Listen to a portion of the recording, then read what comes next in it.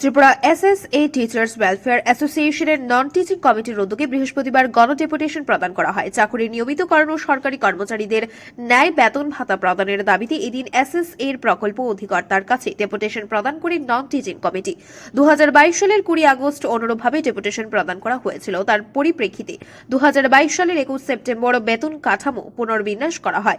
এই বেতন কাঠামোকে পুরোপুরি মান্যতা দেয় না নন টিচিং কমিটি। 2009 সালে এক্সিকিউটিভ কমিটি আরোপি অনুযায়ী বেতন প্রদানের নির্দেশ দিয়েছিল। নতুন বেতন কাঠামোয় আরোপি তুলে দেওয়া হয়েছে। এর পাশাপাশি 2022 সাল পর্যন্ত সরকারি কর্মচারীদের ন্যায় ইনক্রিমেন্ট ও ডিএ পেয়েছে নন টিচিং কর্মীরা, কিন্তু নতুন পে স্ট্রাকচার তৈরি হওয়ার পর ইনক্রিমেন্ট ও ডিএ তুলে দেওয়া হয়। এই ধরনের বেতন পরিকাঠামো সমগ্র দেশে কোথাও নেই। সমগ্র শিক্ষার নন টিচিং কর্মীদের জন্য এই বেতন পরিকাঠামো তৈরি করা হয়েছে। একই প্রকল্পে থাকার পরও শিক্ষক এবং নন টিচিং কর্মীদের ক্ষেত্রে পৃথক নীতি নিয়েছে সরকার। এই সিদ্ধান্তের তীব্র বিরোধিতা করে 2 দফা দাবিতে ডেপুটেশন প্রদান করা হয়। টাকা থাকার পরও কেন বেতন ভাতা বৃদ্ধি করা হচ্ছে না, এই নিয়ে প্রশ্ন তুলেন নন টিচিং কমিটির সম্পাদক কার্তিক দত্ত। গণডেপুটেশনে শামিল হয়েছে এসপির কাছে মূলত দুটি বিষয় নিয়ে, আমাদের চাকরিদের রেগুলারেশন এবং বেতন ভাতা বৃদ্ধি।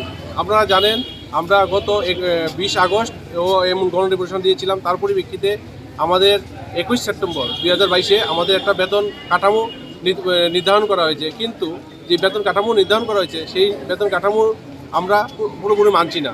কারণ এর মধ্যে আমরা পূর্বে যে বেতন পেতাম সেটা ছিল এক্সিকিউটিভ কমিটি 2009-এ ডিসিশন দিয়েছিল আমাদের আরপি অনুযায়ী বেতন দেওয়ার জন্য, কিন্তু এই যে বেতন কাঠামো হয়েছে সেটাতে পুরোপুরি আরপি উঠিয়ে দেওয়া হয়েছে। তাছাড়া আমরা প্রতি বছর ডিএ গভর্নমেন্ট এমপ্লয়ি যখন ডিএ পেত, ইনক্রিমেন্ট পেত, আমরা কিন্তু পূর্বে 2022-এর অবধি আমরা পেয়ে গেছি, কিন্তু 2022-এ যে নতুন যে পে স্ট্রাকচার হয়েছে 21 সেপ্টেম্বর 2022-এ সেটাতে আমাদের ইনক্রিমেন্ট প্লাস ডিএ সব কিছু উঠিয়ে দেওয়া হয়েছে। একটা থুক টাকা আমাদেরকে 400 টাকা 500 টাকা এরকম করে ম্যাক্সিমাম 800 টাকা প্রতি বছর বাড়বে, এবং এটা 20 বছর অবধি একটা এমপ্লয়ি যখন জয়েন করবে তার থেকে 20 বছর পরেও সে একই রেটে বেতন প্রতি বছর বেতন ভাতা বৃদ্ধি পাবে। কিন্তু এটা কোনোভাবেই মানা যায় না, এবং ভারতে এরকম বেতন ভাতা বৃদ্ধির কোনো জায়গার নজির নেই, যেটা আমাদের জন্য শুধুমাত্র নন টিচিং স্টাফদের বেলায় করা হয়েছে। পাশাপাশি কন্ট্রাক্ট টিচারদের এসএসএর তাদের কিন্তু নতুন 2.57 অনুযায়ী বেতন ভাতা দেওয়া হচ্ছে। সেটা একই স্কিমে আমরা আছি, কিন্তু টিচারদের বেলা একরকম হচ্ছে এবং নন টিচিংদের বেলা একরকম হচ্ছে। আমরা নন টিচিং স্টাফদের পক্ষ থেকে তীব্র বিরোধিতা করছি। আর সবচেয়ে অবাক করার বিষয় হলো আমাদের টাকা কিন্তু প্রচুর পরিমাণে ল্যাপস হয়ে যাচ্ছে। টাকা সত্ত্বেও আমরা কিন্তু আমাদের বেতন ভাতা বৃদ্ধি হচ্ছে না। সেটা আমরা মাননীয় এবং মুখ্যমন্ত্রীর নজরে নিয়েছি। আশা করি তাই উনি অতি সত্বরই এর যথাযথ ব্যবস্থা গ্রহণ করবেন এবং আমাদের যে নতুন স্ট্রাকচার হয়েছে ওটার কোনো রিভিউ করবেন উনি। আপনি শিক্ষামন্ত্রীর সঙ্গে কি দেখা করেছেন? আমরা শিক্ষামন্ত্রীর কাছেও জানাইছি বিষয়গুলি। আশা করি সেই জন্য আমরা এসপির কাছে জানাচ্ছি যে ওনার মাধ্যমেই যাতে সেটা ফাইলের প্রসেস হয়ে ঊর্ধ্বতন কর্তৃপক্ষের কাছে যায়। এখন বর্তমানে কত টাকা বেতন পাচ্ছেন? আমরা বিভিন্ন পোস্টের ক্যাটাগরির লোক আছি।